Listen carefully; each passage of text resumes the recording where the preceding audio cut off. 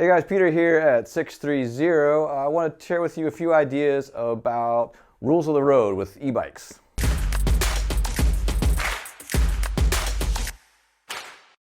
All right, so hey, welcome guys. I just want to make this brief, but a few observations. As I'm sure everyone has noticed, especially if you live near maybe a high school or a middle school, places like that, there are tons of e-bikes on the road now, and also a lot of younger people on e-bikes getting to school a lot of times. It's a really great alternative to the car, I think. I'm really excited that so many people are hopping on e-bikes. I've always ridden a bicycle myself. I used to ride to school as well as riding all the time when I was training. So it was something that I've always loved, and I feel like e-bikes have brought more people into the bicycle world.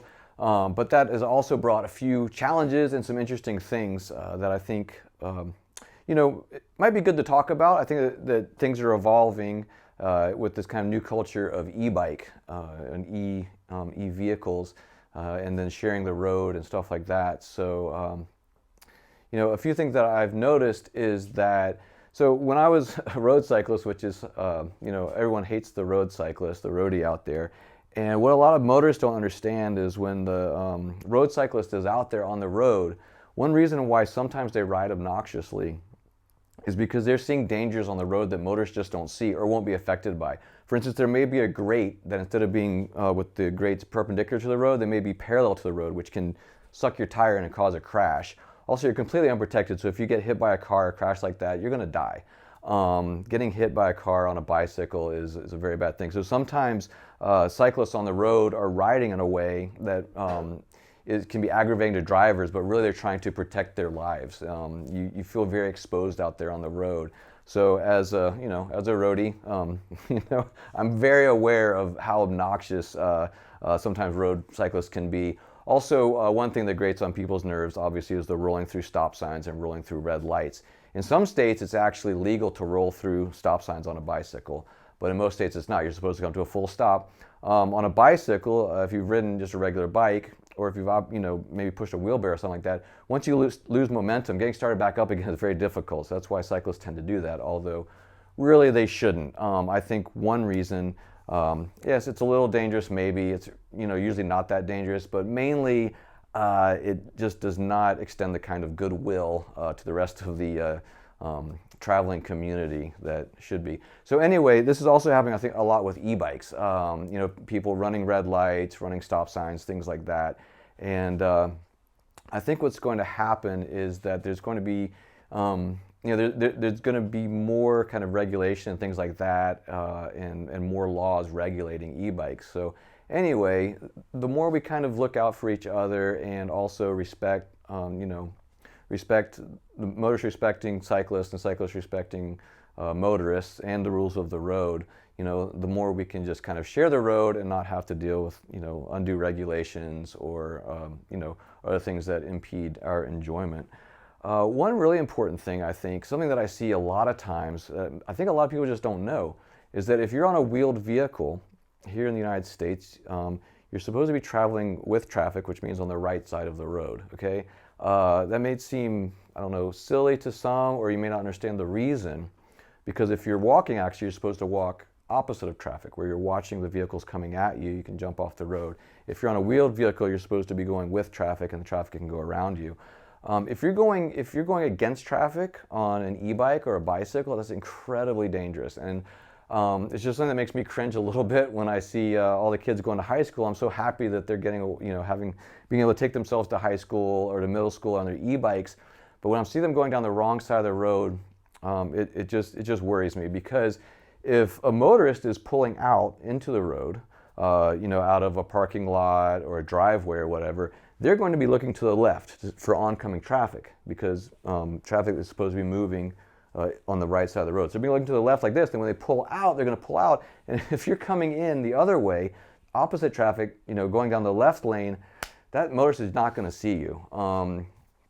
And so, it also just makes it a lot more difficult for other people trying to use the road if the traffic is going both ways on both lanes.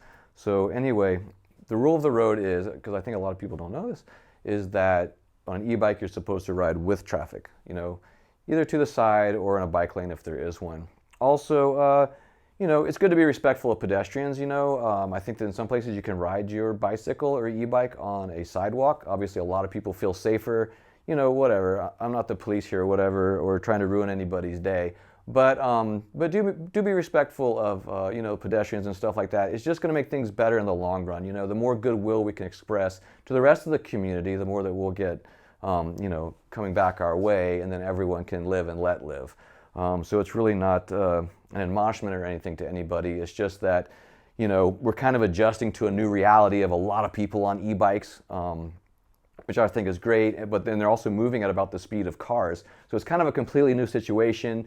It's unnerving to a lot of motorists. You know, obviously, pedestrians can get hit by vehicles, people get hit by cars and are, you know, killed or injured by cars. That's also happening now with e-bikes and scooters, you know, where people are riding their e-bike or their scooter too fast and aren't noticing a pedestrian. There was a famous case in New York a little while back. And again, that kind of adds to, you know, a disrepute or dislike for e-bikes if they aren't ridden responsibly. Obviously, any moving vehicle can injure a person, and we should be, you know, mindful of those around us.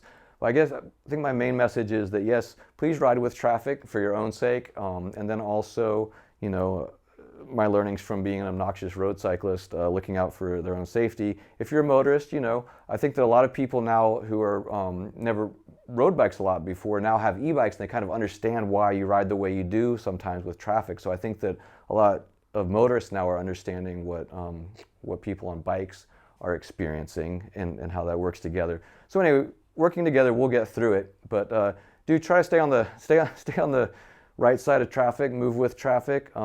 You know, maybe give some grace to the pedestrians and not ride on the sidewalk.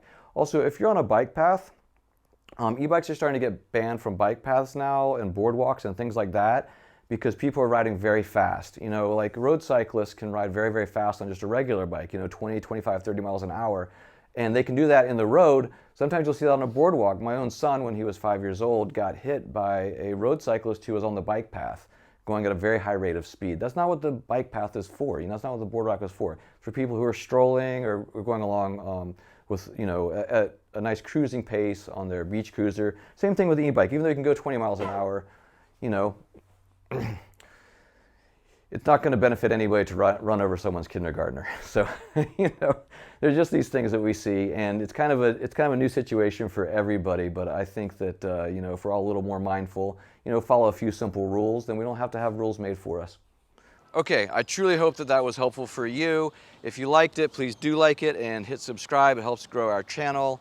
And if you need any help at all, please contact us. You can call us at 310-982-2877 or email us at theteam@sixthreezero.com. Remember, 630 is spelled out SIXTHREEZERO. Theteam@sixthreezero.com. Thanks.